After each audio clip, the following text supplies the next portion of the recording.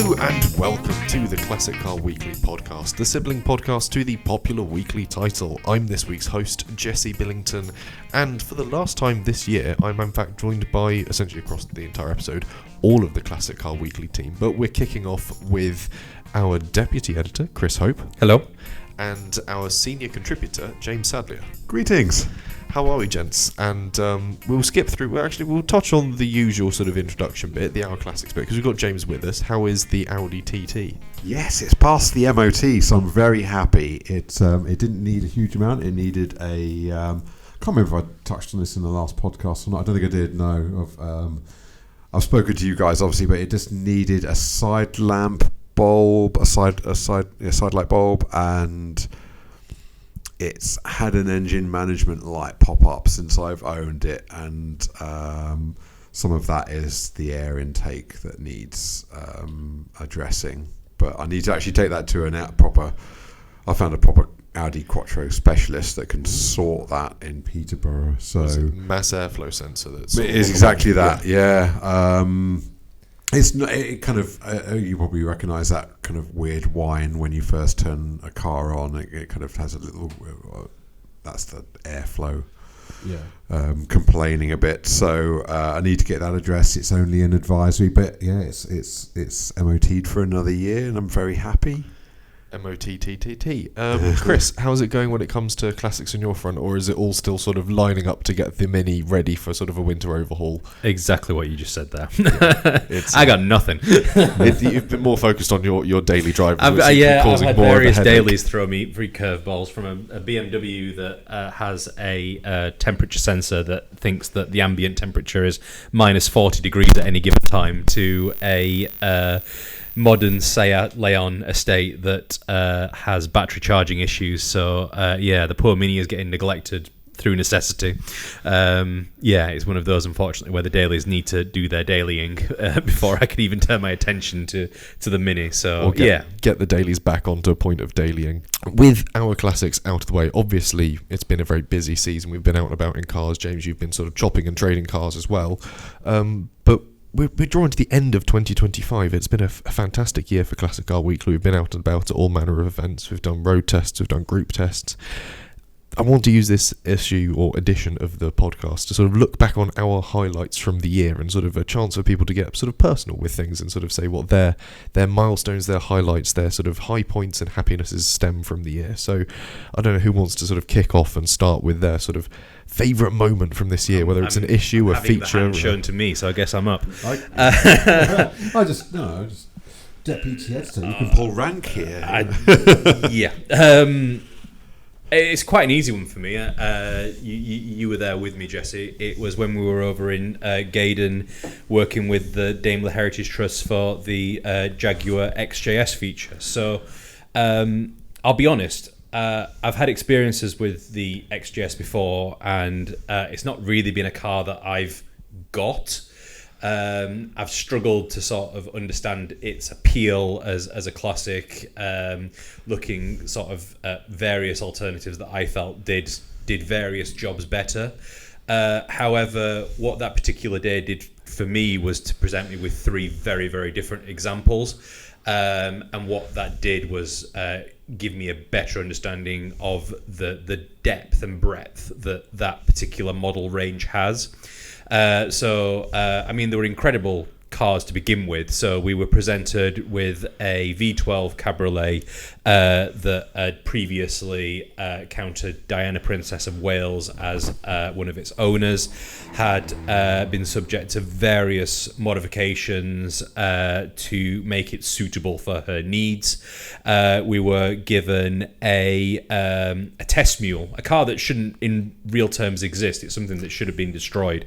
We were given a coupe that had the 3.6, but it had been turbocharged, and just sort of gave us that idea of what a blown XJS might have been.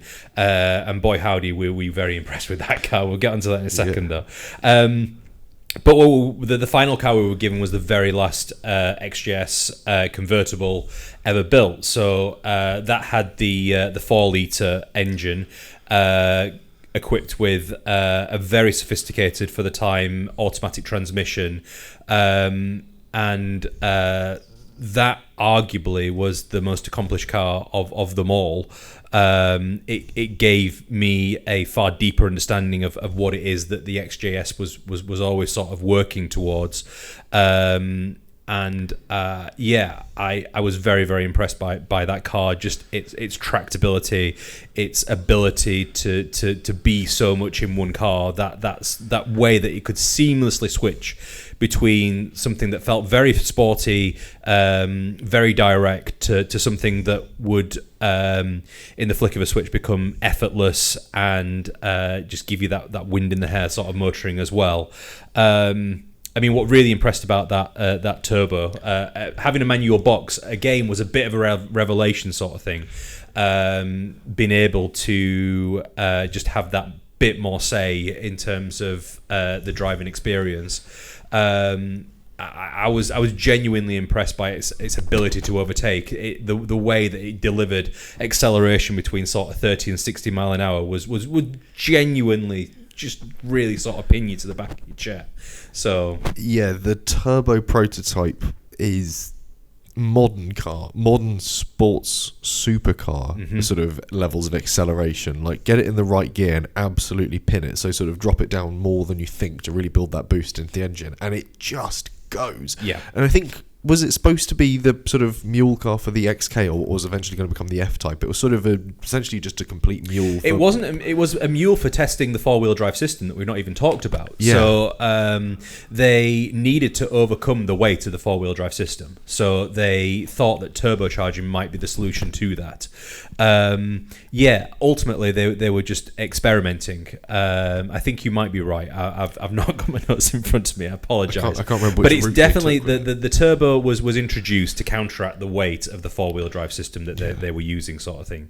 And again, that four-wheel drive system had its own sort of benefits as well. The levels of grip that were available were actually astonishing. Yeah. So you combine that with the manual gearbox, and also that ability to sort of launch itself from sort of 2,500 revs onwards, sort of thing, was absolutely astonishing.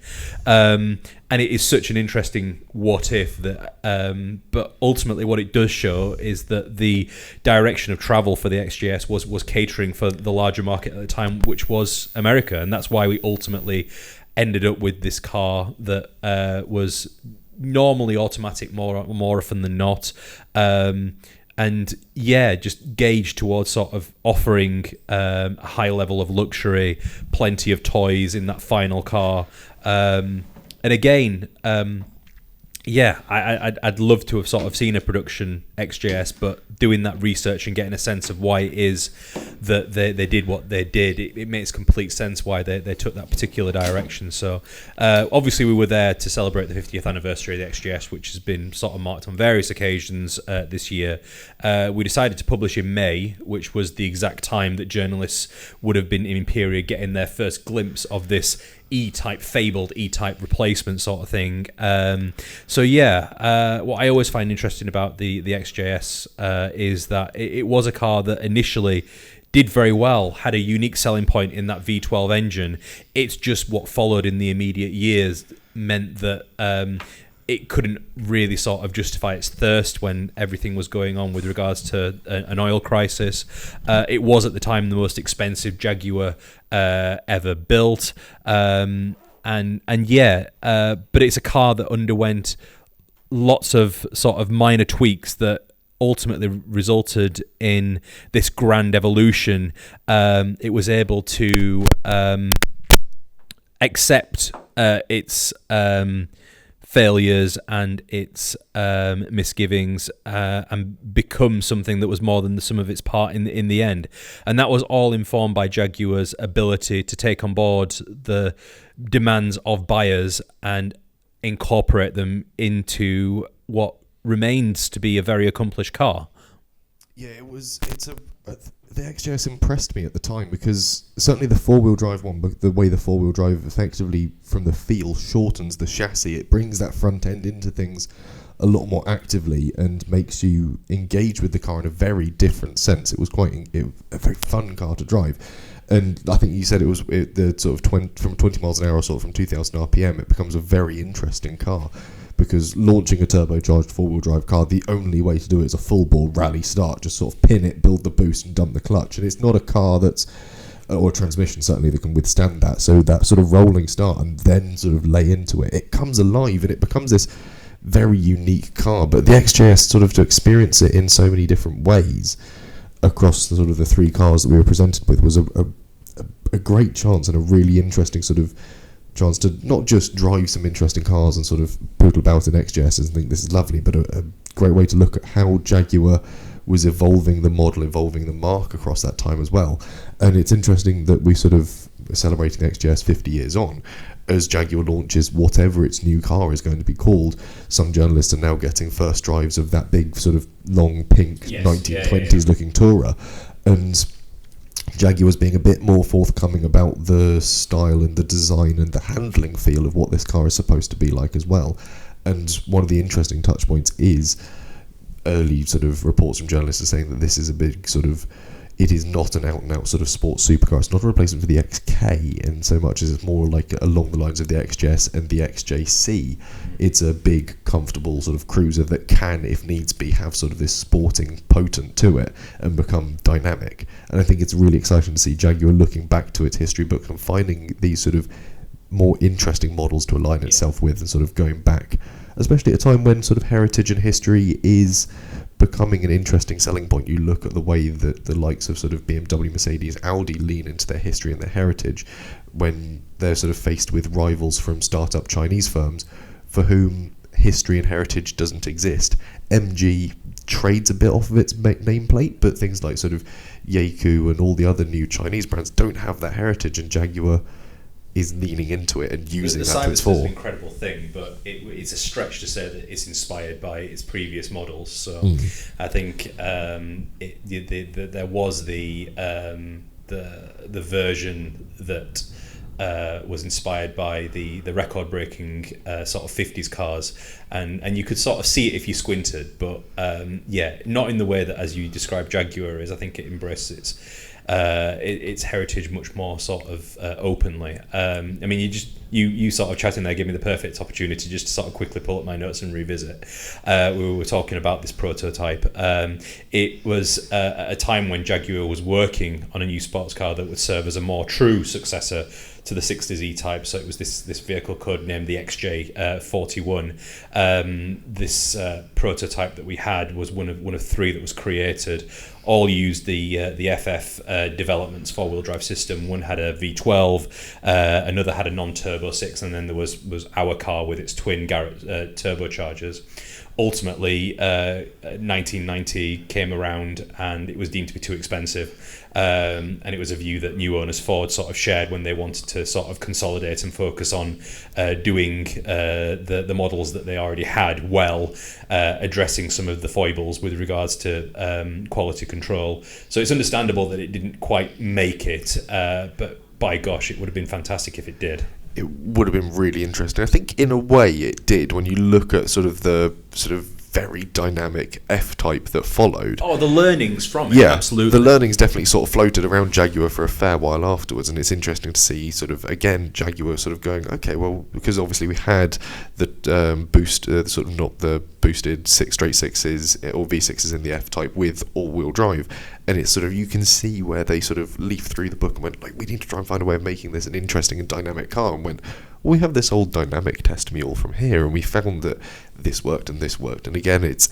testament to Jaguar as a very interesting brand, and I think it says well for the piece that you put together in the fact that it's sort of it looks back at just Jaguar's history, but also it's a history that's still very much alive. And I think it's a testament to the piece that it still lives on and has this great relevance.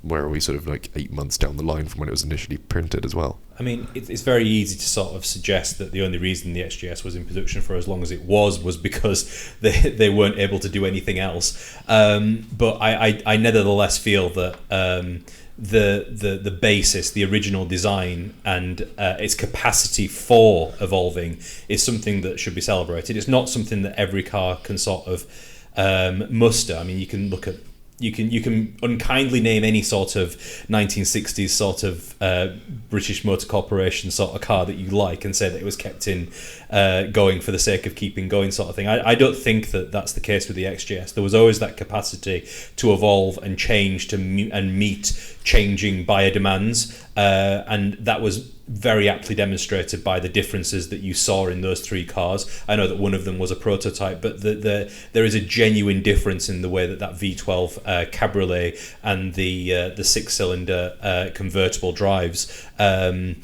yeah, I think that's very clear. Because the HSE we had was one of the last off the production line, so it was very much that sort of final evolution of what we got on the market for the XJS. It was that sort of, and when you drive an early one versus the later ones back to back, there is a distinct difference, and it's not just a case of they kept milling them out. They actually put in the work to change them over time. It's a fascinating thing, and I know that we can sort of wax lyrical about it. It does stand out for me as one of the great days, because we had the lovely weather. We had sort of the great chance to use like the sort of driving school grounds out the back of the British Motor Museum, which was a lovely surprise. I thought that we would be going onto main roads, and while we did go onto main roads to get our driving impressions, we were very kindly afforded this area part of Jaguar's test track in order to get some incredible photos,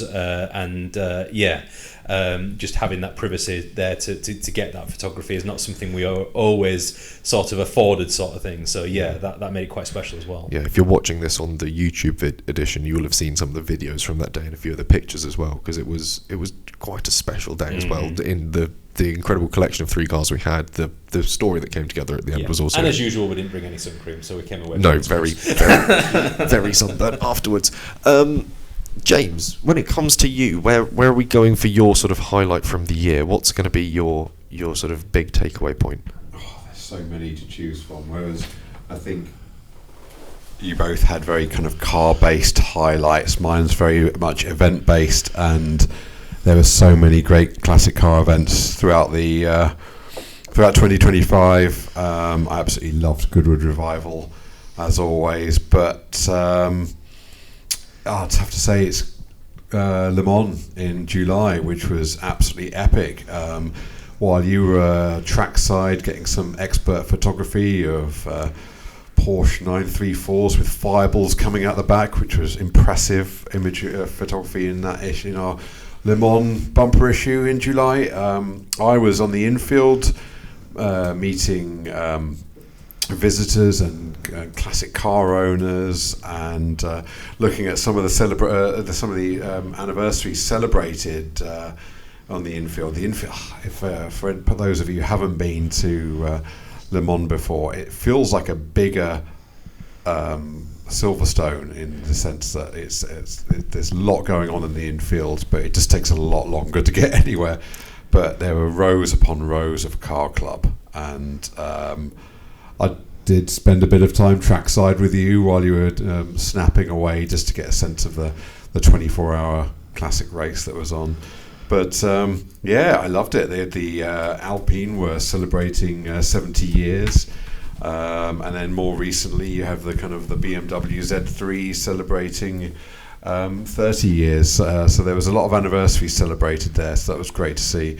And there was even a Renault 5, two Renault 5s. The one with it was one Renault 5 with another one on top, stacked on top of each other. Inverted, wasn't it? So it was inverted. So the roof to roof, basically, and it was. I think it was supposed to be a caravan of some kind, a Renault 5 caravan, where they just basically tipped another Renault 5 upside down, plonked it on top of another one, fastened it all together, and made it road safe. So, which is quite impressive. It's very typical of sort of Renault, I want to say ingenuity, but not ingenuity, but sort of creativity in the period, let's say. But yeah, I have to agree with you. The Le Mans Classic this year was. One of those moments where you sort of go, this is the true privilege of this job is sort of going along with these events and sort of calling it sort of a working weekend or sort of working a couple of days. We were supposed to fly, wasn't it? This was a whole debacle, wasn't it? On the Wednesday before, we got the Eurostar in the end, but I think there was a lot of air traffic and problems, and airport closures, but we were, and this sounds a bit, it sounds very luxurious, we were given a lovely kind of chateau accommodation. It is everything you could imagine from like a historic French building in the middle of nowhere. But we weren't there. We barely spent there. a bit of time there writing up the feature, which was very, you couldn't hope for nicer conditions. But highlight really at that Classic Le Mans was you lose all track of, all sense of time on a 24-hour race because it's dark for long periods. And then you realise, you look at your watch, and then you're sat across from, event editor Jesse Billington, having a fillet steak at midnight in a busy infield of Le Mans, and you think, I can't believe it's midnight. I can't believe I'm having a few drinks and a fillet steak, and there's all these people around milling about, looking at cars, and it's fantastic. It's like a festival. It's like a it's like it doesn't sleep. It's like Vegas, you know. Yeah, it's a strange hybrid between Las Vegas, a sort of a motor museum, or the classic motor show at the NEC, Silverstone for its racing, and then it's a weird atmosphere to sort of find yourself sort of embroiled in, because we arrived at the circuit for sort of early afternoon on that Saturday, because we'd sort of done a lot of writing Saturday morning. Yeah. Poolside in the sun, I should add, making full use of the chateau that some reason had come up within the office budget and been booked for us. And so we sort of rocked up the circuit. We got sort of the race starts. We sort of got the lovely Le Mans start, everyone running to the circuit, got some more trackside bits. And then I think it sort of got to 6 o'clock, and I went, I haven't had lunch yet. So I sort of went off and sort of met you for lunch. So we had pizzas for lunch and beer at 6 o'clock. And then 6 hours later, we went, we should probably have dinner now, because compared to when we'd had lunch, it's about now dinner time. So we went off and found the bistro that sort of pops, this enormous bistro in the centre of sort of the circuit, and we're like, have you got room for a table for two? And they went, certainly, follow me, and sort of sat down at the end of this long table, a bit sort of Wagamama spec, and they're sort of like, here it is, a set menu, sort of pick from this. And we're like, did we have starters for that? I know we had desserts. I can't remember. I know they had a DJ, and it felt very party-like in there. Yeah, it was almost like a. It was like a gigantic. 50 yards to the left, you're effectively in like sort of an alpine ski sort of bar, if anything, doing sort of après ski activities. Meanwhile, we're sat down on these sort of long trestle tables, and we're like, we'll have steak and frites and a two Negroni spagliatos, which was very nice. And you could hear the roar of the cars from where we were sat, 'cause we weren't that far away from the track geographically. No, you could just see them sort of flashing past, sort of behind the next row of grandstands, and it was one of those moments where you go, this feels a bit stupid, but it's sort of in the atmosphere of the event. It feels absolutely spot on. And it wasn't exactly like the restaurant was empty at midnight. No. There were still people turning up going, people eating shall we have dinner? And they're going, I suppose, when did we last eat? I don't know. Well, some people had eaten, and then 2 hours later they were still there drinking. Yeah, possibly also that, yeah. And it was like you get all the families during the day, and then you get all the kind of like hardcore party enthusiasts and through the night. It was there was so much to see. It's like Disney World. It's just so much to look at, so much to see, and it's Disney you can't World be everywhere at once. It's just, and the roar of some of the engines coming down that straight were just the Grid 5 and Grid 6 are possibly some of the best sounding. Yeah. You've got the sort of the V8s, the flat sixes, this sort of absolute sort of sonorous landscape that just comes hurtling past you through the darkness. Absolutely fantastic. And then we set off Sunday morning to get to the airport and flew back, and obviously had everything turned around for the following Wednesday's print, which was good going. Yeah. You and I were sat on an airport floor typing up this is how glamorous it goes. We're having filet steak at midnight in the middle of Le Mans. A few hours later, we're sat on a cold airport floor with a laptop typing up the words. I mean, I'm not going to complain. You were typing up the words. I was watching the British Grand Prix. I was otherwise engaged watching Nico Hulkenberg get his first podium in the sport. But I was trying to not find out the results because I wanted to watch it live at home. Or not live, but watch it all in full back later. I was like, I've got enough European roaming data. I'm going to watch this. Speaking of Formula One, the one event I'm looking forward to in 2026. I appreciate we're not looking at forward yet. Go on though. Jenson Button will be at the 83rd Goodwood members meeting on 18th and 19th of April, and he'll be driving his championship winning Brawn during that membership meeting. So that's my look forward to. And now I know, because we're talking about events, that's going to be my Yeah, I've seen the bits that are being lined up for members meeting next year. It looks astonishing. It's crazy. It's nice to see good. Like it's so easy to think of the typical kind of members meeting cars. They're widening that kind of the eras to the more kind of like, well, I suppose if you're going to call it modern classic racing. They pushed the boat out last year, this year, 2025, with the GT3 series and the GT3 shootout, which had some lovely sort of cars from the noughties through to about, I think 2012, 2013 was the latest of them. And some brilliant cars there. I would recommend going and finding, after listening to this podcast, on YouTube the footage of Frank Stippler in the Camaro GT3, because he was absolutely door handling that thing around the circuit. And there are some great shots of him just fighting for control coming out of the chicane and just gunning it down the straight, and it was sublime to watch. And I think he won the shootout in the end with the sort of the fastest lap times, but it was incredible to watch and see and feel, sort of dangling over the pit wall. You feel those cars going past as much as you hear them. The sound reverberates through your chest. Looking forward to members meeting this year. We've got a celebration of James Hunt and Formula One. We've got the Brawn GP car. The shootout is Super Touring cars. I think the preview of that is in the 31st of December issue of Classic Car Weekly. So I've got more details on the Super Touring cars that head along for that. There'll be a shootout from them. It's looking to be a really good weekend. So even if you can't get along to it, it is one of those great events. You can watch it all streamed live on the social media channels and on YouTube. And of course, I think we'll have coverage from it as well, appearing in CCW. I have one more highlight from 2025, and was our Anglia Car Auctions photo shoot where we all drove our chosen classic at ACA, and I finally got to drive a Ford Fiesta XR2, and it lived up to it was absolutely wonderful. I knew they were going to be fun, but I didn't know it was going to be that fun.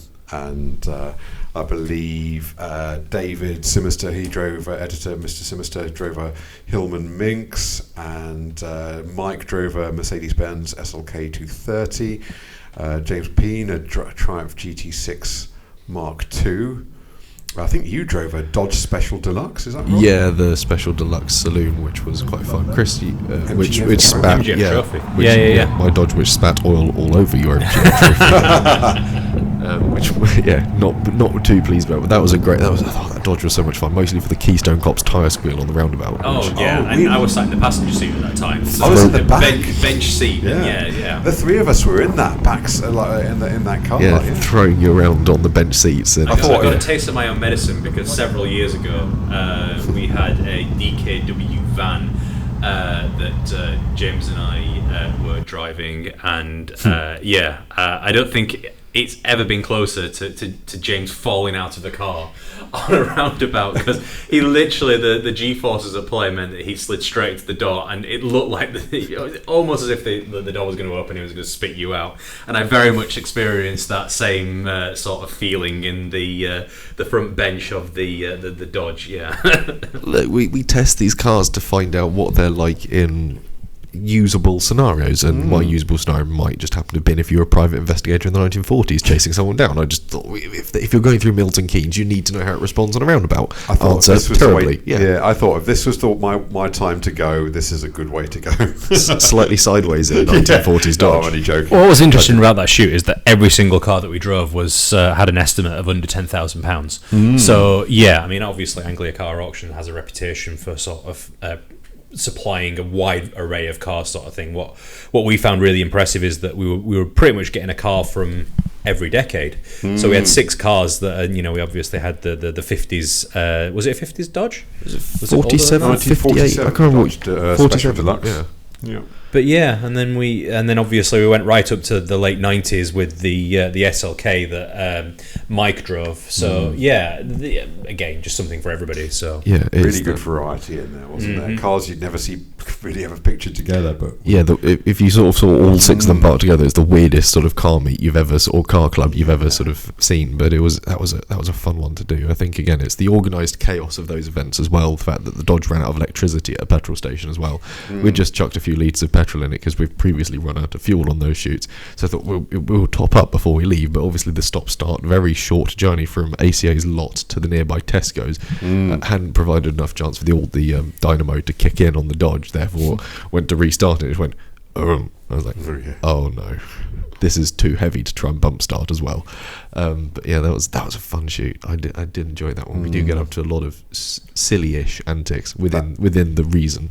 Yeah, that XR2 was just glorious. So like, I've spent most of my kind of childhood in the 80s just watching them overtake whatever car my parents were in, and then to actually be driving one, it was as nimble and as comfortable, and it ticked every box. I can see why they're popular, and it's a shame we don't see more of them at car shows. I think they're still out there. They're just they're coming through. They're coming. There's certainly the XR2 is coming into its fore as sort of as an archetypal classic, sort of a mainstream thing. It's still been seen as sort of the. I think the problem is the 80s hot hatches in the 80s period is still seen as very much sort of a nouveau classic, and sort of I think it's taking people, or certainly current owners of them, to go, oh hang on, this is now just a straight up classic car. But I think they're still marvellous regardless, and I think it's nice to tick one off the list. Oh, definitely. Yeah.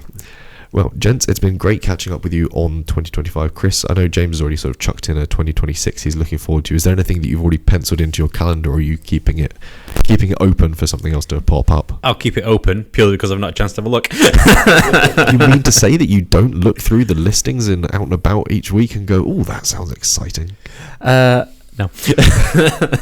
I'm looking forward to the rest of the show. I always look forward to the rest of the show at the NEC. So that'll probably be the first big event I go to, barring something that's of the sort of coffee and breakfast variety. So yeah, looking forward to getting along to that as usual. It's always great to sort of see the various projects before they're sort of mended. And then, you go back in November and these are completed cars that are ready for the road sort of thing. So yeah, I do feel that the rest of the show, its ability to sort of deliver clubs that show and demonstrate techniques that keep the cars on the road is always really interesting. So yeah, I'm always a big fan of that show. That'll be one to look forward to. I've got a few thoughts or plans ahead of that one to see whether or not I can get some work done on the MG again. But what are you looking forward to in 2026? That is a very good question. I mean, I've already mentioned members meeting as sort of being quite high on my list. I'm looking forward to the Silverstone Classic returning. Yes. So I'm interested to see sort of how it comes back, the level it comes back to, because obviously this year saw the end of the Silverstone Festival held in the bank holiday in August. Great event, always so much to enjoy with that one. This year I had the sort of strange delight of taking along essentially my cousin from Australia who was over for the sort of that time period. He was sort of had the Saturday free. I was like, look, get on the train, I'll pick you up from a nearby train station. He loves his cars, but in Australia they just don't have anything on this scale, and to see the event through a fresh set of eyes was a really unique opportunity, and share it with sort of family and sort of someone, a close sort of friend in that sense, is a really nice way of sort of getting this sort of fresh perspective on it. So yeah, I think for me Silverstone Festival ranks quite highly, and I'm looking forward to see how that passion is instilled in its next iteration. That's where what I'm looking forward to is sort of this ongoing sort of drive from motor racing legends who have sort of found this new sort of form of sort of buying up grids and sort of setting up these new events. They've got a lot to look forward to. They've just announced the London Historic Trophy, which is going to be at Brands Hatch. They've got the Donington Historic Festival, which sort of started their sort of rebuilding process earlier this year, and now they've sort of got Silverstone Classic. They've got all the BRDC Classic, British Racing Drivers Club Classic is what I think it's officially going to be titled, and then they've got the one at Brands Hatch. They've got a lot to look forward to. I think there's, for me as a classic motorsports enthusiast, there's a lot to look forward to on the 2026 calendar, and out and about is going to be a bit motorsporty for the time to come, but that's because all the grids are going, oh, we're doing this next year, and I've got plenty to write about. So that's where I'm looking for next year. Superb. I'll hopefully see you at Silverstone. Yeah, I'll see you before then, but yeah, hopefully you'll spot me trackside at Silverstone, almost certainly out there, probably getting sunburnt and running around chasing stories and cars. So there's plenty more fun to be had. Lotion into your lens. Yes, right. I'm going to go find some more members of the Classic Car Weekly team and ask them about their favourite moments from 2025. So, gents, thank you very much for joining me. Thank you. Thank you. And we'll probably cut to some jingly Christmas music as I go find some more team members. Or Chris will sing. Jingle bells, jingle bells. No.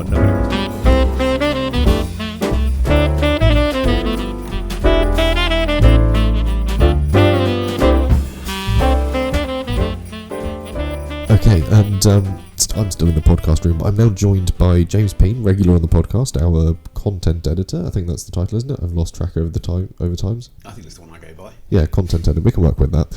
And long-time listener, first-time guest on the show, I think, for actually in the podcast room, our production editor, Mike LeCaplan.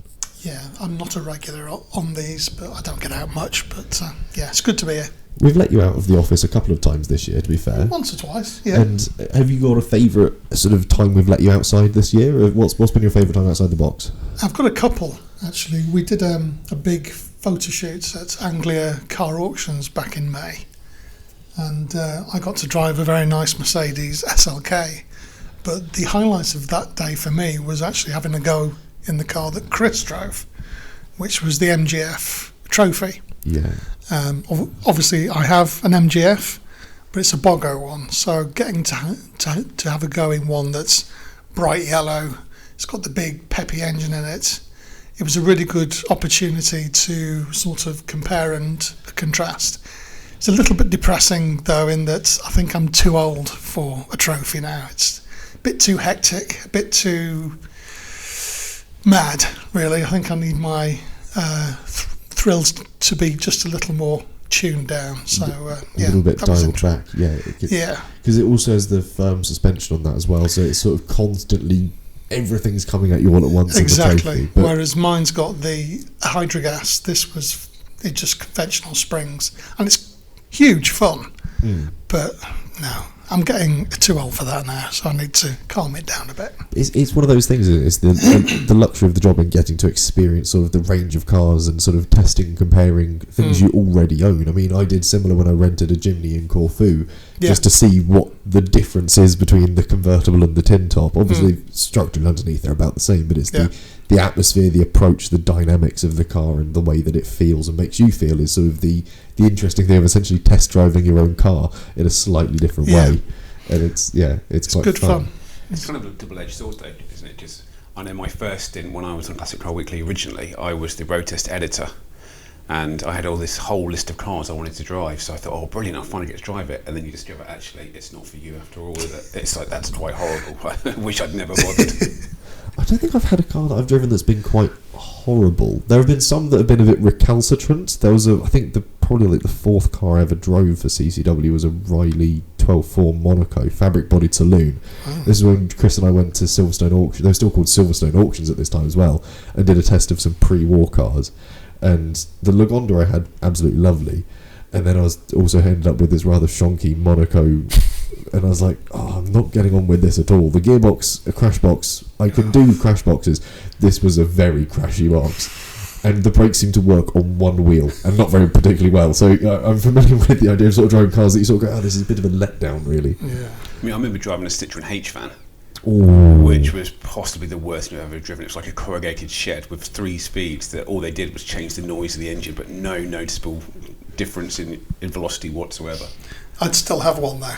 I just remember them from when I was a kid in France on holiday, and they're so ugly, they're stunning, I think. But I've never driven one, so I can't comment. Yeah, I think you just get a different amount of noise produced, and the landscape doesn't actually come towards you any quicker. I had that with you were only going through the photos earlier. Actually, the London Ambulance Service shoot done in February time, and again that was a Morris LD van with a 2.2 Austin engine in it and an automatic gearbox. And I've never driven anything that's been so slow and sort of unresponsive to human input.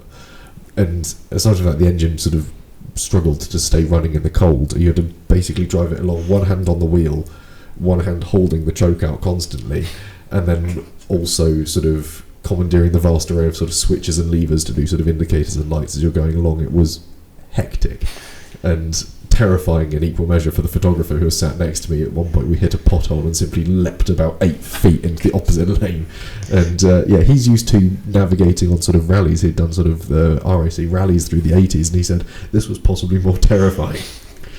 But yeah, I mean, James, when it comes to sort of highlights for you, you've done a few road tests for us through the year as well. You've been on a few shoots. Where's sort of the favourite coming from for you? Well, as a Volkswagen person who's not been able to drive his Volkswagen for the last, let's say, to be honest, 5 years, it's been quite nice this year to actually get out and do some stuff for the magazine. So I've done quite a bit of Volkswagen content recently, including the Withell shoot. Of course. So yeah, obviously we got to experience Robin's '67 camper van that his father bought new. So I spent a few hours with him at Withell, and then a couple of weeks later I went and did a whole photo shoot on that for an upcoming issue of Classic Cars. Oh, very nice. So that was a really nice day, really cold day, but like putting up awnings and huddled around a cooker pretending to make a cup of tea. But I mean, this was your sort of second close experience with a split screen as well this year, because you'd also done the lap around Goodwood on, was it the Saturday or Sunday morning? Both. Both, In fact, yeah. I managed to hitch a ride on both days. Well, the 3 days they did the parade. That was pretty good. I'd say the revival been my absolute highlight of the year. I mean, it is every year. I just love the revival, but this year with the added bonus of having the Volkswagen content, slowest lap ever, I think, at Goodwood. Didn't get to see much out the first trip round because it was a van and it was steamed up. But that's all part and parcel of a classic Volkswagen, isn't it? Yeah, no heat to clear the windscreen, and it's stuck in the panel van at the back of it. I think you probably would have been lapped by if they'd let the Setchington Cup do a full go round. They might have come past you in the little pedal cars. It's one of those things where you like sensory deprivation, where you don't know how long you've been in somewhere. It just feels like a long time. Oh yeah, anyone who's ever ridden in the back of a van, it's the most disorientating thing. You go, are we coming up to? Do I know where I'm? Just rattling around like a Peene, a whistle. Yeah, it's good fun. And yeah, so obviously the split screen sort of comes out on top for you again as a sort of a Volkswagen guy. It's home territory. It's a great chance to experience something you're sort of familiar. Have you had a split screen before, or have you only ever done Beetles? No, I had 2 split screen vans. Both 13-wheeler microbuses. One I shipped over from California, actually, and weirdly enough, that got me my job on Classic Car Weekly because I wrote about it as part of my my interview process. So yeah, so I have fond memories of Volkswagens. I think having grown up with them and gone to so many shows, I kind of get a bit blasé about them. But when you saw how many were around the show and how much interest they brought to the revival, just added another dimension to it, really. Everyone was kind of blown away. A lot of people were sort of getting in and getting lined up to watch the parade come round, because it was this sort of Technicolor sort of river that sort of oozed around the circuit in a rather noisy and slow sort of cavalcade. But it was great fun to see, because it was the variety of it as well, and the ways that the vans have been designed, used, built up, and sort of had been really personalised. It was quite fun to watch actually as they came through. Mike, obviously sort of MG as well. Obviously you were at Withall as well for our big Christmas shoot, which is out in the latest issue. Yeah. What were the 2 cars that you focused on for that issue? Well, I drove 2 very different cars, unlike last year. So the first car was a Rover 200, the R3, but it was the VI version, which is really super rare. Yeah. And then at the other end of the spectrum, I drove a 996 Porsche 911 Turbo. Ooh. So Withall this year was exceptional for me, because I didn't get to drive anything last year at Withall. This year I got to have a go in both. I've driven a few 911s over the years, but never a turbo, and it's a bit scary when the owner's sitting in the passenger seat and the roads are just awash with standing rain water. But blimey, what a thing. It just rock solid at all times and insane speeds, even with the Tiptronic box. It was I've never really got it in the past, but I get it now. I can see why people love them so much. But weirdly, I actually enjoyed the Rover more, which I really wasn't expecting, because everybody says the VI is a hot hatch hiding in the plain sight. It doesn't look particularly sporty. And then you get inside and it's got all the wood and the nice seating position, and it's all very nice. Then you stick your boot down and blimey, what a thing. It just goes like a scalded rabbit. But the most amazing thing for me was the handling and ride on those back roads. It really is a proper sports car, and I can see why people and owners in particular get so enthused about them, because everybody wants a big shouty car with the spoilers and the big wheels and the flashy paint, whereas this was a deliberate thing by Rover to produce a car that was great fun to drive, but wasn't getting nicked every other day and then burnt out. So that was a big thing for me. I've never driven one before. I'd love another going one. Yeah, it's sort of the visually dialed back version of the MG ZR, wasn't it? Yes, MGs was sort of the sporty, really hot hatch, almost the max power equivalent of the sort of Rover. Yes. And it's interesting to sort of see that it's the one that really sort of captivated you and had that spark. James, at Withall, you mentioned you had the Volkswagen bus. What was your second vehicle for that day? The Mark 1 Transit. We double vanned you. We double vanned me, yeah. And I've always loved transits, never driven anything as old as that. And that was an experience for multiple reasons. Because obviously we all had a good look around the van, and it's clear that the owner, Peter Lee, had invested a lot of time, effort, and money. It was immaculate. It was immaculate. So to take it out on the road was a little bit of a nerve-wracking experience. Yeah, I can imagine. And obviously this year was anniversary of the Transit, 65 years of the Transit, 60? 60 years. 60 years of the Transit, 60 years of the Transit, yeah. Yeah, because we did a couple of features through the year about it. I remember talking with David about sort of transit stories, and know at the time we sort of came to the idea that everyone has a transit story. I don't know if you guys have got sort of transit stories from youth or sort of moving houses. Sort of everyone's got a moment where they go, "Ooh, transit." What's the one that springs to mind? I've driven loads because I've moved house many times. The most amazing one was a pre-facelift one, probably a 2000, I think, and it had been to hell and back. Clearly, the cabin was knackered, clouds of smoke every time you put your foot down, and then it's completely embarrassed itself by peeing diesel all over my driveway. But it drove me down to London and back with a full load in the back, and there's something about driving a transit van. People get out of your way, and it's great fun. They're brilliant things. They're strangely respected on the roads. Yes, and yeah, absolutely. certainly in the time when if you wanted a van on the roads, you bought a Transit. It was the van in the UK that you ended up with. They sort of had this presence about them, and always this sort of character that suggested, regardless of how broken and dilapidated they were, they'll get the job done. Yes. It might just take quite a long time. Yeah. James, transit stories? I think I was laughed at when I brought this up in the office, saying that whenever you hire a van, you just feel like a proper Invincible. man, don't you? Yeah, it's just like one of those things. It's like, I don't know why, but whenever I have to hire one for, let's say, moving house or shifting anything, you always feel like it's like a good thing, isn't it? It's like, I feel like a proper bloke driving a van. There is a level of machismo that comes with it. You sort of get, it's the higher seating position, it's the utilitarianness of it. I think it's also the everymanness of it as well, is that everyone can drive a Transit, because it is, they hit the nail on the head for it when they first built it, of how can we make this as car-like to drive as possible.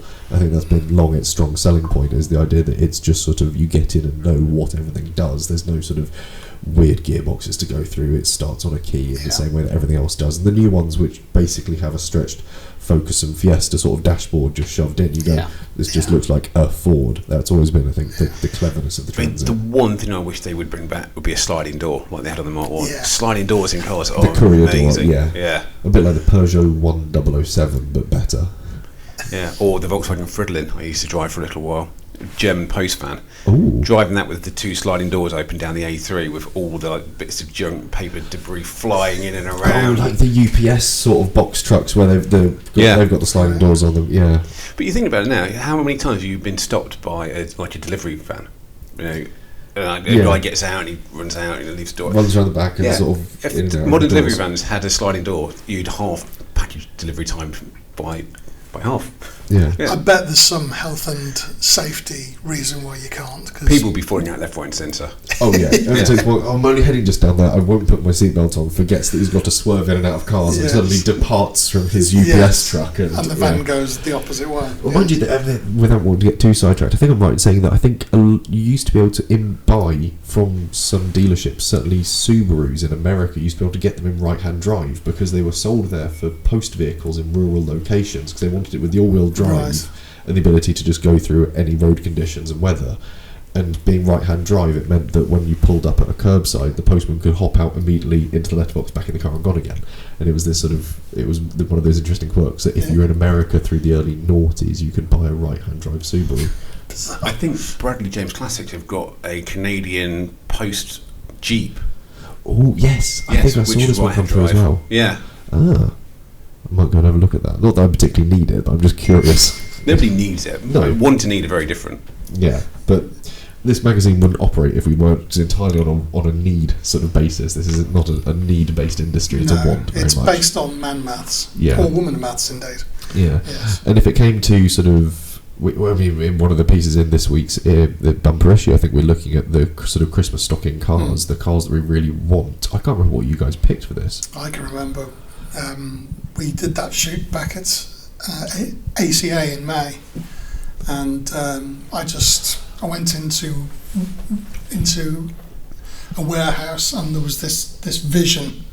It was a Citroen DS 21, a Palace, fully restored, the right colour, Venetian blind in the back window, black leather interior. All else just faded away from me. That was the most amazing thing, and it wasn't ridiculous money either when it sold. No, their prices for those are getting dangerously attainable. They are. That's the dream for me. One day I will have one day, but not just at the moment. I did see your face when you looked at that car. There was a serious amount of Yes, lust. I was licking the paint. Yeah. Yes, it was a bit embarrassing, really. That brief moment where you're sort of going, ooh, sort of the astounded. Yeah, that was just stunning. It wasn't a version of my dream car. It was the dream car. There's a great video doing the rounds on social media at the moment where someone has asked the question, can you play an accordion with a Citroen DS? And the answer is yes. I'm not surprised. By which point they have fixed the accordion to the ground and to the rear bumper of the DS, and then just simply keep raising and lowering the suspension. Yes. And as it does, it actuates the squeeze box, and someone's there pressing the keys and buttons. And I was like, that's an ingeniously funny way of using that system. James, when it came to the stocking filler cars, what was your pick for that one? Oh, shockingly obvious. There was a 76 911 that was in iconic sale with the NEC. And I'd seen the preview before and I thought, that is cheap. Either it's an old dog or they've come down in price. And seems to have come down quite a lot recently, which is good news, although, still not good enough for me. But, it's nice to know that they are becoming slightly more affordable.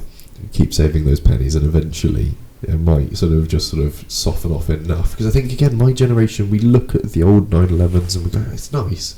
But a younger buying market wants sort of daily usability. They want a bit more reliability. We're buying in that sort of 90s, noughties section. And again, the people who've already got classic 911s have already got classic 911s. It means the ones that are coming to market are sort of not necessarily struggling to find buyers, but there isn't that demand that's really pushing prices. So it's interesting to see that they're sort of reaching an interesting tipping point and want to follow. We spoke about it in the magazine quite a bit about the market correction. It seems to have helped people who are looking to buy something to actually enjoy. Which, good news if you want to buy. Yes, yeah, and I know that things like the 912, the four-cylinder ones have sort of been tipped as sort of an interesting buy as well, because you can have just about as much fun, and you still have that brilliant, very clean 911 shape, but for, again, a fraction of the price, and you've got that added rareness to it as well. You see, I owned a 912. And I would say if I could have one car for the rest of my life and never have anything ever again, I'd have another 912 over a 911. Yeah, heard it here first. It's an interesting one to take away. And when it comes to 2026, obviously this podcast will go out over the Christmas season. We won't probably have another one until 7th of January or so. What are you looking forward to come 2026? I want to spend more of next year driving my Jaguar, rather than worrying about it and getting it repaired. It's been a pretty expensive year for me with that car. It's needed a fair bit. It's not a rotter or anything, it's just needed the full big service. It's needed brand new tyres. The headlining is coming down, but it's almost there now. I've had that car 6 years now and I just haven't driven it enough, so that's the plan for next year.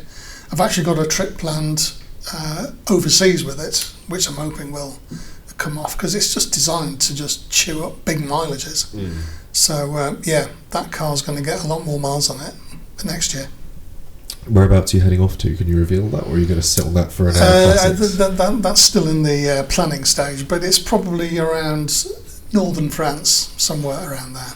Very nice. I've always wanted to do that in a proper old car, so that's the plan. Whether it will come to pass, who knows? But I shall try. Yeah, I feel your pain when it comes to expensive years. Having spent Yes. poured more money than sense into a rubber bumper midget rebuilding the engine. But when it comes to 2026 for you, James, what's on the horizon? What are you looking forward to? Events, getting cars working, building a shed. What's the big thing you're looking forward to? All of the above. Finish the van, so I can sell the van to build my garage, and then I can finish the Beetle. So my big plan is to have the Beetle on the road early doors, so I can just actually get out and go to some shows in it, because I get a bit jealous, like you guys turning up at the NEC in your MG, and it's like, oh, okay, I'll just drive up in my modern car. Yeah, well, bear in mind that it took me a year to get the MG. The first time the MG turned up at the NEC this year, it turned up on a trailer, and then the second time it was after a vast amount of time and missed deadlines of going, I'll have it ready for drive it day. I have it ready for my sister's wedding. Maybe it ready for Silverstone. And then eventually Goodwood arrived, and I was like, it's ready for this, but the weather really is not ready for the MG. So, yeah, don't rush it, and also don't set yourself deadlines, because you'll find, like me, you get incredibly depressed every time you miss all 8 of them that you arbitrarily set for yourself. I've only had it for about 6 years, so why rush now? Very good sentiment to have. Gents, it's been great having you in for a sort of end-of-year chat. I think we've got our worked Christmas lunch to disappear to, so... Yeah, my stomach is rumbling. I do apologise if it's being picked up by the microphone. Yeah, it is. Lunchtime is looming, so thank you very much for joining us. We'll have another series of interstitial Christmassy noises, and then I think I'll pick up this conversation with David online tomorrow.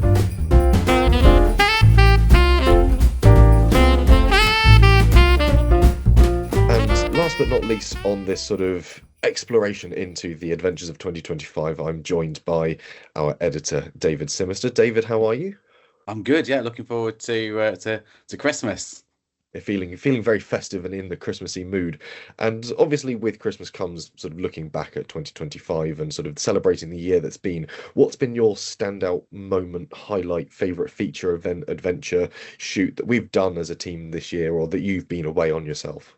Oh, there's so many to choose from, and I think I'm going to have to use editor's privilege and go for 3. I think. Go on then. For me, I think there've been quite a few different moments. I think one of which was the genuinely childlike thrill of the giddiness of seeing the TBR Speed 12 in the flesh at the in the metal rather at the NEC Classic Motor Show in November. It was this is a car I remember being I grew up as a massive TBR nut growing up here in Lancashire, and seeing that car, which was that was the ultimate sort of realization of TBR's ambitions to take on the big boys in the 90s.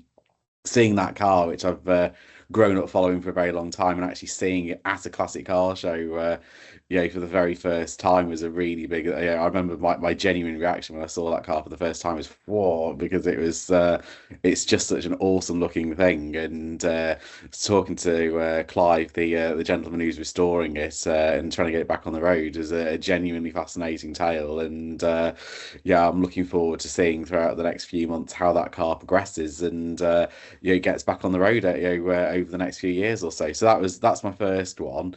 The second one was my trip to Scotland. So I went away up to Stirling Castle, and at the invitation of Mike Brewer and Mark Priestley, and they asked if I wanted to take part in an episode of Wheeler Dealers. They had restored Hillman Imp.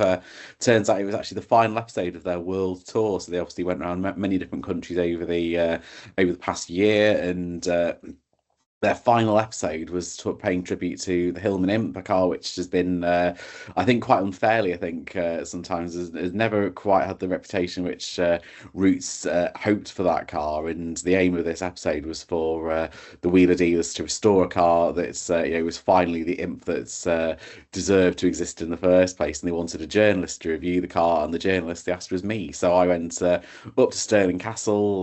They put me behind the wheel of the finished product. I'm pleased to report that it was a cracking example of the smallest car routes made. A really nice, well sorted example. Had all the sort of the different issues, the cooling and so on, all sorted out. It drove really nicely, and I'm glad that they managed to do the imp justice. Although the profit that they made, which I believe was less than a tenner, probably wasn't such a great result for the pair. So that's the second one. And the third one, I'm going to have to indulge myself a little bit here, was seeing Classic Car Weekly shortlisted at the British Society of Magazine Editors Awards in London last month. I'm very proud to say that we were the winners of that award last year. We were shortlisted this time, but even to get to that stage, considering there were only 4 magazines in the motoring category shortlisted, and to see it up there in lights, among some of the biggest magazines in the UK, I thought it was a really great achievement and a reflection of the hard work that our experts have put into the title, all the big stories we've uncovered over the past year, and it was that was the icing on the cake, I think, for a great year for Classic Car Weekly as far as I was concerned. That's a really strong pick of 3 bits there that I think so brilliantly encapsulate the range of what we get up to with the title when it comes to sort of pushing for that really strong sort of editorial content, the sort of the news and the bits that come together behind the scenes that make it up. The BSME Awards really sort of nicely celebrates that, the sort of the evolution of cars into classics and the news that they bring with them with the TVR story and just sort of the fun things with getting to go and enjoy that imp is a really nice way of rounding it out. I think that's a really strong pick. That I know with the other guys we've discussed lots of different bits and pieces, personal elements, but that's a nice holistic way of looking at it and some great accomplishments. Yeah, and I think it's important to kind of take stock and look at the various things that are in Classic Car Weekly. As 52 issues this year. We've really packed in the different stories and features. Just to give you a sense of how sort of hard, how much work has gone into keeping Classic Car Weekly on the road this year. We've test driven every week we test drive as I'm sure you all know, different cars for sale. We've test driven and reviewed 208 of them this year, so going right from cars that sort of £1,000 and below, right through to sort of cars that are well into 6 figures. So we've test driven and reviewed the works. We've covered more than I think it's 5,500 different auction results over the past 12 months. So again, we have Classic Car Weekly has kept a close eye on what's been happening in the classic car market, and we've been updating the businesses and enthusiasts about what the latest sort of movers are in price and what's happening in the market in a very busy year.